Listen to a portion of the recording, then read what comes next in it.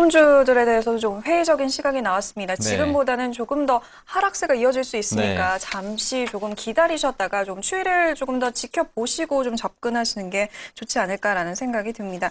또 계속해서 좀 휴대폰 얘기를 해볼게요. 네. 휴대폰 요즘 참 비싸잖아요. 그렇죠. 뭐 100만 네. 원에 육박하는 경우가 많은데요. 그런데 이제는 뭐 3만 원짜리 휴대폰 그리고 공짜 휴대폰들도 참 많아진다고 하네요. 네. 그리고 이제 편의점에서도 휴대폰을 쉽게 살 수 있을 것이다라는 그런 얘기가 나왔는데 팀장님 이 어떤 얘기인가요? 저가 휴대폰 시장이 열린다고 하네요. 네, 아무래도 뭐 열려야겠죠. 소비자 네. 부담들이 네. 너무 크다 보니까 이제 그런데 어제 이제 얘기가 나왔습니다. 이제 KT에서 그 얘기를 했죠. 이제 제조사의 보조금 문제에 대해서 이제 표명을 했습니다. 왜냐하면 그로 인해서 이 통신사들이 이제 규제를 받다 보니까 그런 거에 대한 이제 어떤 표명을 한 것이라고 볼 수가 있겠는데요. 근데 거기서 이제 예를 들 때 얘기한 것이 뭐냐면 바로 이제 선진국의 사례들을 이제 얘기를 했습니다. 근데 선진국들 특히나 대표적으로 이 미국 같은 나라는 그 휴대폰 이 제도가 어떻게 돼 있냐면 기기는 말 그대로 정가 그대로 구입을 하게 되고 거기서 자신이 받고 싶은 서비스를 이렇게 취하게 됩니다. 그러니까 예를 들어서 바우처라고 하는 뭐 한 달에 얼마 아니면 뭐 이번 달에 기간을 두고서 아니면 가격을 두고서 그렇게 판매하는 제도도 있고요. 그다음에 우리나라처럼 이렇게 통신사에 가입하면서 가입비라든지 그런 것들을 내고 역시나 이용하는 그런 방법도 있습니다. 그러다 보니까 기기 자체에 대해서 가격 차이가 없다라는 것이죠.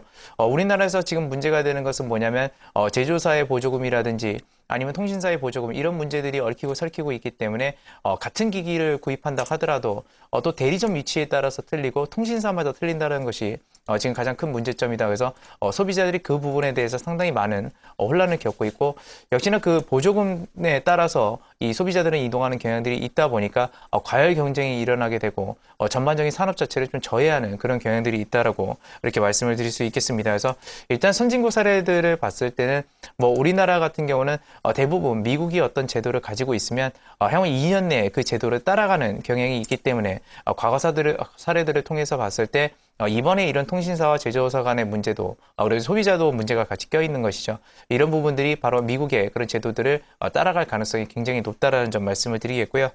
그러다 보니까 일단 정부에서 그런 얘기는 했습니다. 제조사의 보조금을 직접적으로 이렇게 압박을 넣을 수는 없다라고 분명히 표명을 했는데요. 그런 것들을 이미 어느 정도 정책적으로 간접적으로 내는 것들이 있습니다. 대비하기 위해서 바로 이제 MVNO라든지 알뜰폰 요즘에 얘기 나오는 것이죠. 뭐 편의점에서도 휴대폰을 판매한다라고 해서 중고폰을 이제 판매하는 그 알뜰폰이라는 그런 것도 나오게 되는데 이런 것들을 통해서 간접적으로 좀 제조사들을 압박하고 있지 않나 그렇게 생각이 들고 있습니다. 이렇게 됐을 때 소비자들이 분명히 휴대폰에 대해서 굉장히 가격 부담을 느끼고 있기 때문에 아무래도 이런 저가 휴대폰 시장은 급성장할 것으로 예상이 되고 있고요. 그 급성장할 수 있다라는 근거를 뒷받침할 수 있는 것은 공급자들이 그만큼 많이 나타난다라는 것입니다. 그만큼 시장이 급성장하지 않고 있다라고 한다면 이런 공급자들이 나타날 이유가 없겠죠. 특히나 편의점 같은 데까지 그렇게 이 사업에 뛰어들 이유는 없다라고 보고 있습니다. 그렇기 때문에 역시나 그 수급자 우위에서 점할 수 있기 때문에 저가 휴대폰 시장이 급성장할 것으로 좀 예상이 되고 있고요.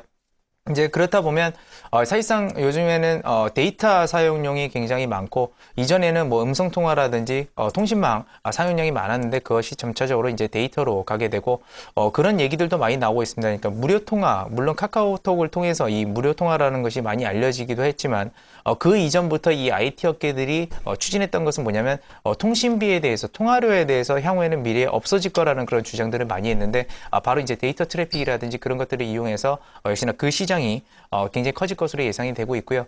그렇게 됐을 때 역시나 데이터 트래픽 증가에 따른 수혜주들이 유망하다고 볼 수가 있겠는데 그래서 제가 말씀드리고 싶은 기업들이 두 가지가 있습니다. 첫 번째는 이제 KINX라고 해서 카카오톡 서버를 운영하는 기업이죠. 많은 분들이 알고 계실 거고요. 두 번째는 엔텔스라는 기업인데 상당히 생소하실 수 있는데 이 기업은 SK텔레콤에서 사내벤처로 출발해서 독립해서 이 코스닥에 상장된 회사입니다. 엄밀히 말하면 그 빌링 시스템을 우리가 그 요금 납부할 때 빌지를 받죠. 그런 것들 빌링 시스템을 납부하게 되고 MVNO에 있어서 최대 수혜주다라고 이렇게 보시면 되겠습니다. 네, 최근에 스마트폰 가격이 고공행진을 하고 있습니다. 사실 이 부분에는 소비자들의 책임도 좀 있는 것 같은데요.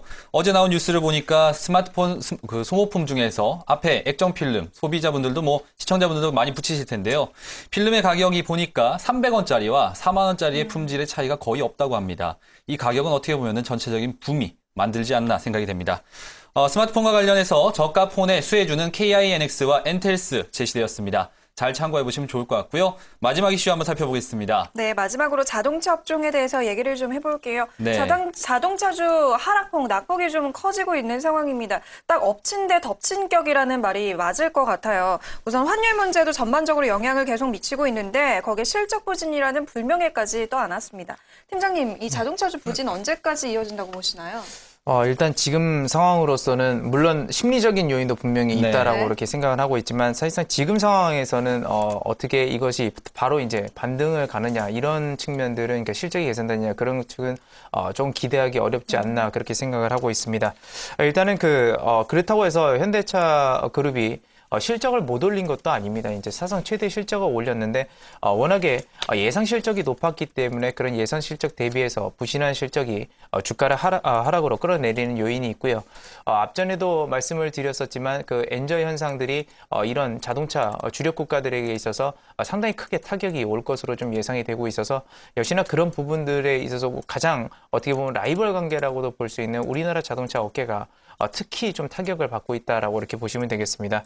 그래서 추가적 타격은 역시나 불가피할 수밖에 없습니다. 왜냐하면 원엔 환율이라든지 원달러 환율이라든지 이전에 작년 추이와 비교해 봤을 때 지금 현저히 떨어진 상태죠. 한 10% 넘게 지금 떨어져 있는 상태인데 그런 부분들이 역시나 가격 경쟁력에 있어서 우리나라 자동차 업계들이 어려울 수밖에 없는 것이고요.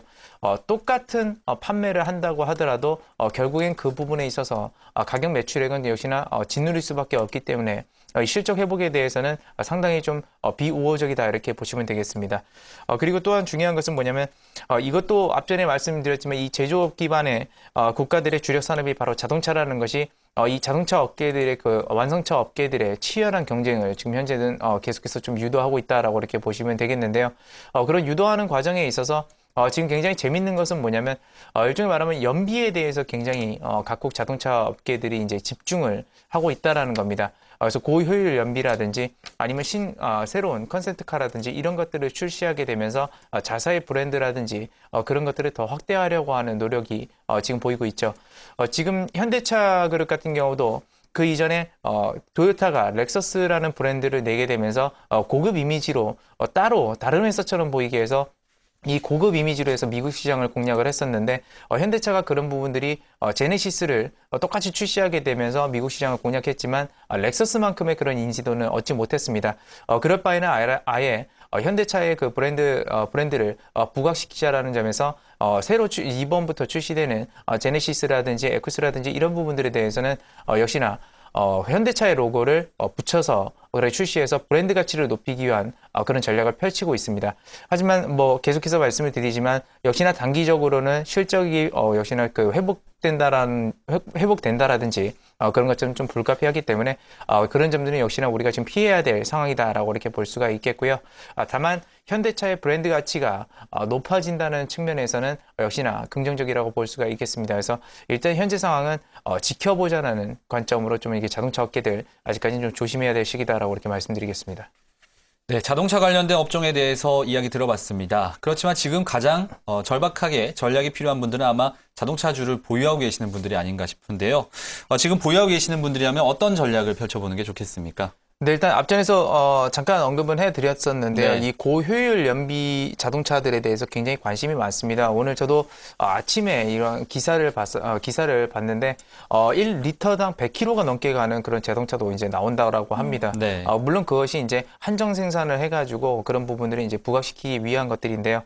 말 그대로 포커스는 지금 어디에 맞춰져 있냐면 바로 연비에 맞춰져 있는 겁니다. 같은 가격이고 아니면 좀 더 비싼 가격이라고 하더라도 고효율 연비에 대한 소비가 더 집중되고 있기 때문에 그런 연비 관련 해서 그런 관련 자동차 섹터들, 부품이나 자동차 섹터들에 대해서는 굉장히 긍정적인 관점을 할 수 있겠지만 완성차 업계들에게 있어서는 아직까지 회복 시기가 늦기 때문에 역시나 완성차 업계들을 가지고 있으면 역시나 그 대외 그 회사들하고 굴지 기업들하고 경쟁해야 된다는 점이 지금 현대차나 뭐 기아차에 그리고 우리나라 부품업계의 주가를 짓누르고 있는 것입니다. 그래서 그런 기업들은 지금이라도 약간은 물러나고 다른 기업 쪽으로 옮겨가시는 거 그런 전략이 또 필요하다고 이렇게 보고 있습니다.